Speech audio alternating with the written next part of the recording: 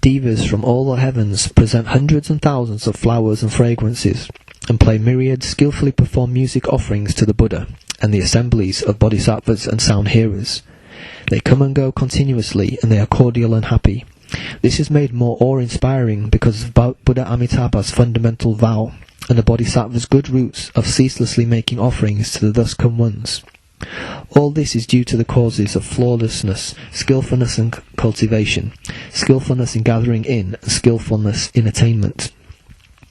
Chapter 28. Bodhisattva's Spiritual Lights. The Buddha told Ananda, all the bodhisattvas in that Buddha land have the capability to clearly see and thoroughly hear things happening in the 8 directions, and above and below, as well as in the past, present and future. And they have foreknowledge of the gods, humans, flying and wriggling animals and insects, and the like, regarding their good or evil intentions, what is going to be said, and when will they be liberated and reborn. Moreover, the body radiance of those Shravakas in that Buddha land is 8 feet in radiance. The lights of the bodhisattvas can illuminate 100 yojanas. Among them, 2 bodhisattvas are foremost. Their awesome brightness shines through the 3,000 great thousand world systems.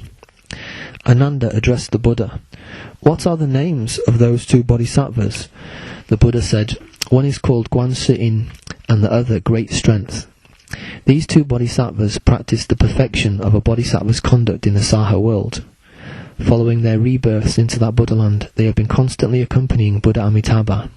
Wherever they want to go in countless Buddha lands of the 10 directions, they will be there as soon as their minds think of it. Now they are in that world, bringing great benefits to living beings. The good men and good women in this world, if they encounter any difficulty or terror, should seek refuge in Guansi-in Bodhisattva, and all will be saved. Chapter 29. The vast and profound power of the vows. Furthermore, Ananda, in that Buddha country, all the bodhisattvas of the present and future will ultimately attain Buddhahood, except for those who have made the great vows and want to enter the realms of birth and death to deliver the living beings and perform the lion's roar.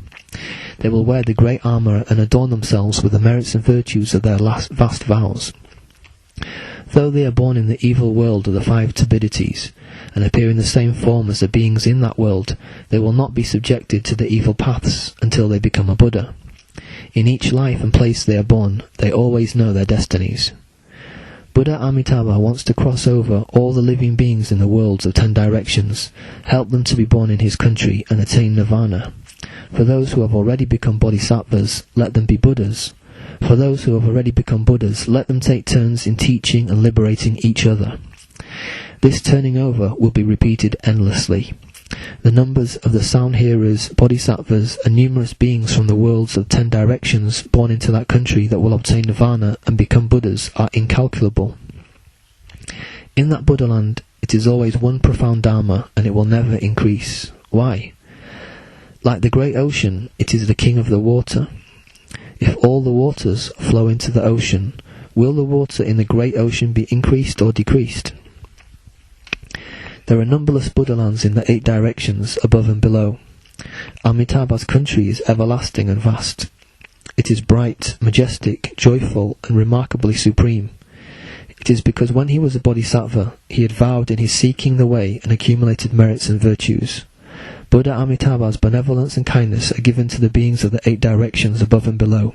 They are indescribably endless, boundless, and immeasurably profound and vast. Chapter 30. Bodhisattva's Cultivation.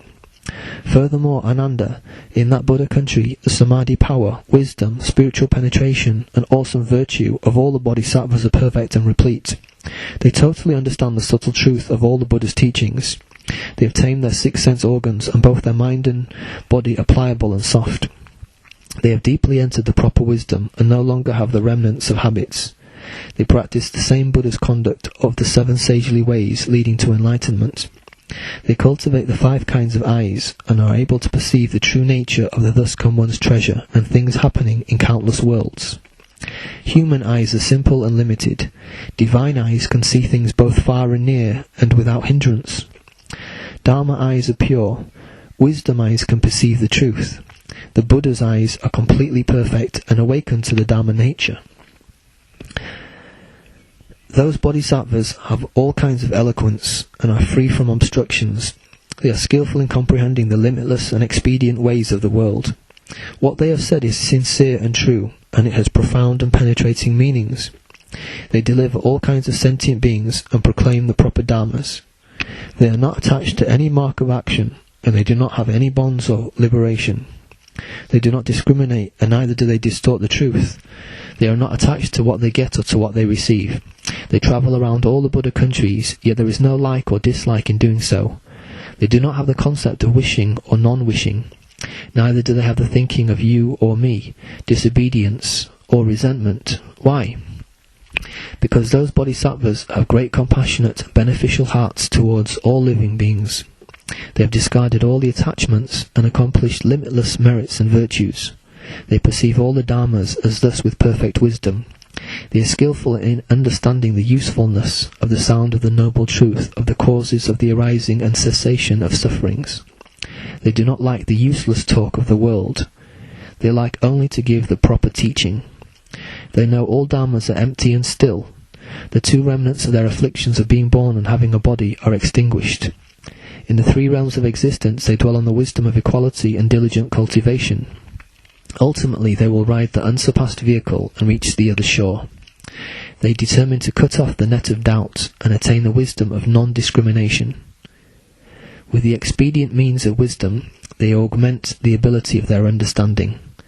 They have dwelt on their spiritual penetrations from the very beginning and obtained the enlightenment of the supreme vehicle, but not through the other means. Chapter 31. True Merits and Virtues. A bodhisattva's wisdom, like the great sea, is vast and deep.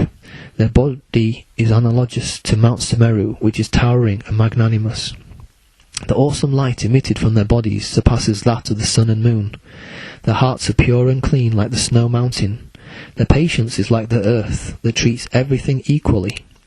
They are as pure as the water that cleanses all impurities. Their wisdom is like the blazing fire which burns the firewood of affliction. Like the wind, they do not hold on to anything, and nothing can obstruct them. Their Dharma voice sounds like thunder, which enlightens the unawakened. They sprinkle Dharma's sweet dew, which nourishes living beings. Their great compassion is like the empty space. Like the clean lotus flower, they keep themselves far away from defilement. Like the Nyagroda tree, they provide great shade. Like the Vajra thunderbolt, they destroy deviant obstinacy. Like the iron enclosing mountain, none of the demons or externalists can move them. The minds of these bodhisattvas are upright and candid, and they are skillful, expedient and determined. They will never be tired or wearied in discussing or seeking dharmas. Their observing the precepts is as clear as lapis lazuli, which is pure inside as well as outside. What they say will make the multitude agree willingly. They beat the Dharma drum, build the Dharma canopy, and make the wisdom sunshine through the darkness of ignorance. With purity and compassion in their minds, they are able to perceive in stillness. As a great spiritual guide, they can harmonize and tame themselves and others. They lead living beings, showing them the way to discard the attachments of love, to permanently leave the three poisons of greed, anger and ignorance, and to freely maneuver their spiritual powers. Their causal conditions and power of their vows produces good roots. They can destroy all the demon armies and respect and attend on all the Buddhas. They are the world's bright lamps and the most winning fields of bliss. Because of their supreme auspiciousness, they are worthy of receiving offerings. They are radiantly happy and fearlessly brave. Their marks and appearances are excellent, and they have numerous merits, virtues, and matchless eloquence. They are replete with adornment which none can equal. The Buddhas constantly praise these bodhisattvas.